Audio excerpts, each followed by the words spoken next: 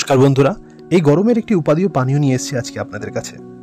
প্রথমে কাঁচা আম উনুনে বা গ্যাসে ভালো করে পুড়িয়ে নিতে হবে।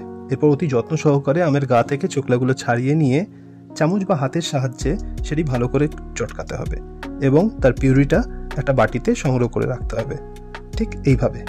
এর সাথে লাগবে গোলমরিচের গুঁড়ো, বিট নুন, গুঁড়ো করা চিনি, কিছুটা পরিমাণে আদা কুচি, চাট মশলা, ফাইন চপ পুদিনা পাতা, রোস্টেড কিউমিন পাউডার, নুন এবং গার্নিশিংয়ের জন্য লাগবে হচ্ছে পুদিনা পাতা।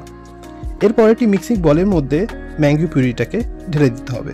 এরপর একে একে তাতে দিতে হবে পরিমাণ মতো গোলমরিচের গুঁড়ো, একটু বেশি পরিমাণে চিনি গুঁড়ো, এরপর তাতে যাবে বিট নুন পরিমাণ মতো, সামান্য পরিমাণে আদা কুচি,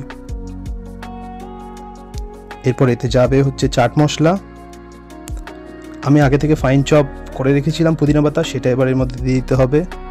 তারপর যাবে হচ্ছে রোস্টেড কিউমিন পাউডার এবং সবশেষে নুন। এগুলো সব দিয়ে মিক্সিতে ভালো করে একটা পেস্ট বানিয়ে নিতে হবে। এরপর মিক্সির মধ্যে ঠান্ডা জল দিতে হবে। ঠান্ডা জল দিয়ে পরিমাণ মতো জল দিয়ে সেটাকে আরেকবার ব্লেন্ড করে নিতে হবে। এবার একটা মকটেল গ্লাসের মধ্যে ফার্স্টে আইস কিউবস দিতে হবে, তারপর তাতে দিতে হবে চিনি গুঁড়ো পরিমাণ মতো, কারণ এটা বেশ মিষ্টি মিষ্টি খেতে হবে বলে একটু বেশি পরিমাণে দিতে হবে। এরপর তাতে ঢেলে দিতে হবে সেই মিশ্রণটি, আর তাহলেই তৈরি হয়ে যাবে এই গরমে সুস্বাদু আম পোড়া শরবত। আপনি চাইলে ওপর থেকে 2-4টে পুদিনা পাতা দিয়ে এটাকে গার্নিশ করে দিতে পারেন।